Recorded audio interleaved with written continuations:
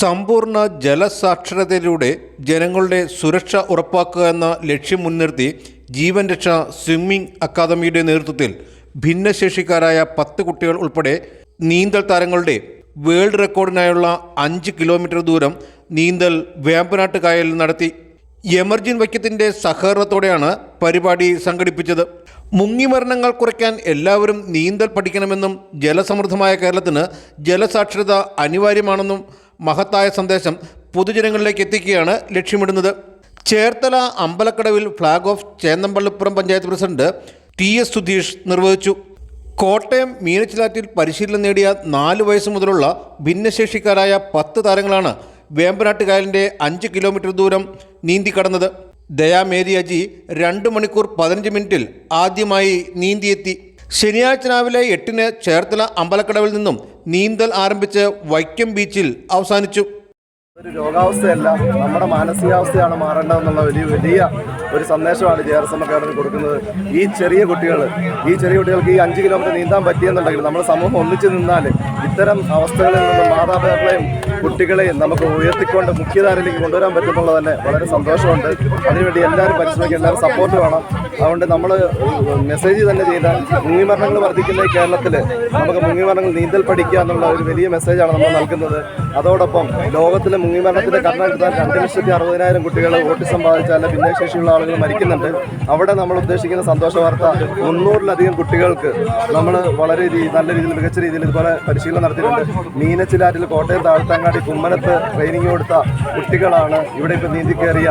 ഇവർ 2 കിലോമീറ്റർ ദൂരം അഷ്ടമുടിക്കായലിൽ കഴിഞ്ഞ മാസം 17-ാം തീയതി ഓഗസ്റ്റ് 17-ന് അഷ്ടമുടിക്കായലിൽ നീന്തി ക്വാളിഫൈഡ് ആയവരാണ്.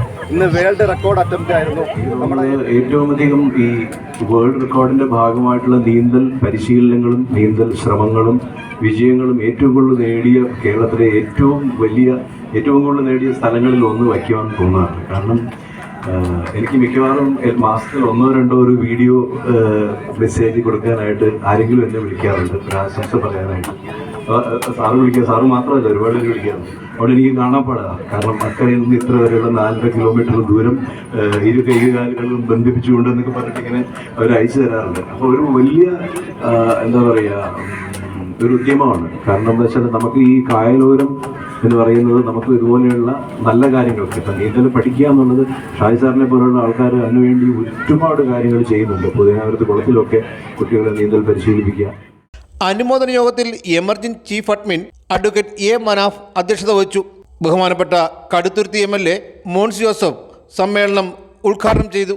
ചടങ്ങിൽ പ്രശസ്ത പിന്നണി ഗായകൻ Shri V Devanand, father Alain, fire and rescue station officer T Prathap Kumar, Muhammad Shibin, Shri Abhilash Raghunathan, Shri Sahar Sameer, രക്ഷാധികാരി KG Abdul Salam Rawther, chief coordinator Abdul Kalam Azad എന്നിവർ സംസാരിച്ചു. ചടങ്ങിൽ വിശിഷ്ട അതിഥികളെയും കായൽ നീന്തിക്കടന്ന കുട്ടികളെയും ആദരിച്ചു. 2025 ദേശബന്ധു മാധ്യമ പുരസ്കാര ജേതാവായ Mathrubhumi reporter Shri VR Arunkumar, white dance society അന്താരാഷ്ട്ര അവാർഡ് നേടിയ ഡോക്ടർ K ഷഡാനന്ദൻ നായർ, രാഷ്ട്രപതിയുടെ 2025 വിശിഷ്ട സേവനത്തിന് മെഡൽ നേടിയ retired fire officer T Shajikumar, കായൽ നീന്തി കടന്ന് വേൾഡ് റെക്കോർഡിന് അർഹരായ കുട്ടികൾ, വിവിധ സാംസ്കാരിക കലാരംഗത്ത് വ്യക്തിമുദ്ര പതിച്ച പ്രതിഭകൾ എന്നിവരെ ആദരിച്ചു. Vision news, Vaikom.